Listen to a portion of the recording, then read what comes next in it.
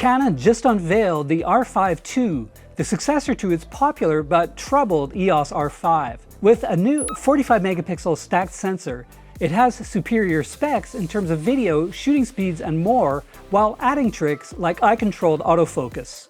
At the same time, Canon has mostly dealt with the R5's primary problem, overheating when shooting video. To see what's different from before and try out some of the new features, I had a short time with an R5 II pre-production camera in Phoenix, Arizona.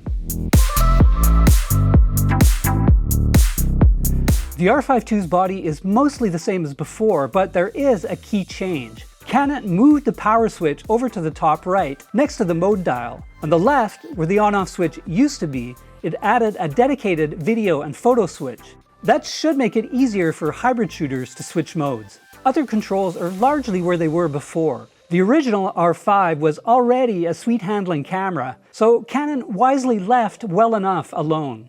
Also unchanged is the flip-out rear touch display, but the R5 II does have a new electronic viewfinder. It has the same 5.76 million dot resolution, but is brighter than before.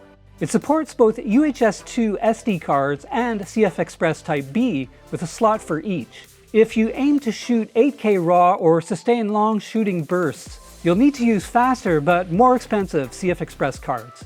Canon introduced 3 new battery grips, with one containing a cooling fan. That largely reduces heating issues, as I'll discuss shortly.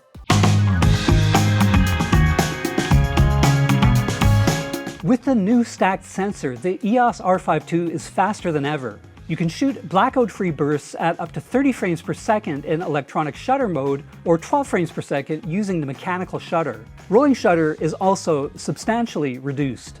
Autofocus has improvements across the board. Like the R1, the R5 II comes with Canon's new IAF2 eye-tracking autofocus that sets focus where you look. Canon touts it as the fastest way to move the AF tracking point. It needs to be calibrated and doesn't function with all users, but it worked well for me. It can be a bit twitchy and isn't 100% reliable, but I didn't have enough time to really shake it out, so stay tuned for a full review. Canon also added sports-related features like action priority, subject crossing, and the ability to register multiple faces. Face and eye tracking is improved, and it supports animals, birds, and vehicles. Shooting in the basketball scenario that Canon set up, I found the AF to be generally reliable. Canon's new pre-continuous shooting feature is also a nice bonus, helping ensure you capture shots even before fully pressing the shutter. However, some new things like action crossing require practice to get used to, and I didn't really have enough time with the camera to fully test them. It's hard to evaluate image quality in pre-production cameras, and Canon warned us that it was still working on raw processing. Still, the benefit of a 45 megapixel sensor is clear, with seriously sharp photos. JPEG images appeared color accurate with pleasing skin tones, as you'd expect from Canon. Using the company's RAW software, I was able to process the 14-bit RAW images and found that they offer plenty of latitude for pushing and pulling in post. A lot of my shooting was done in a gym with relatively low light, but the R5 II handled the high ISOs without generating excessive noise, up to ISO 6400 or even beyond. It's not in the same league as the R1 though, so you'll need fast lenses if shooting action in dimly lit spaces. The R5 II is a seriously powerful video camera, right up there with Nikon's Z8 or Z9. You can shoot 8K DCI RAW video at up to 60 frames per second, or 4K RAW at 60 frames per second. It also offers 8K MP4 support at up to 30 frames per second, or 4K DCI at 120 frames per second with pixel binning. 4K modes at up to 30 frames per second use the full sensor width in fine mode, or you can capture higher frame rates with pixel binning. Full HD can be recorded at 240 frames per second with pixel binning as well. The only way to capture oversampled 4K 60p in MP4 mode is via an APS-C crop. The addition of RAW recording and C-Log2 boosts dynamic range, and all the oversampled modes are sharp.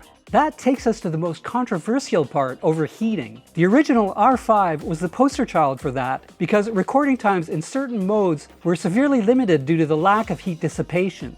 With the new camera, the only modes seriously affected are 8K 60p RAW, which is limited to 18 minutes, and 4K 120p, which shuts down after 22 minutes. Adding the grip with a fan accessory helps make those limitations less severe.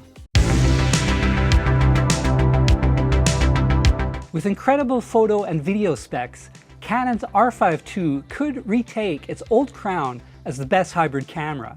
The only model that can keep up with it for photos is the $6,500 Sony A1. Nikon's $3,500 Z8 can match it video-wise with 8K RAW at up to 60p as well. However, it isn't as good for photos as the R5 II because speeds are limited to 20 frames per second and it lacks a mechanical shutter.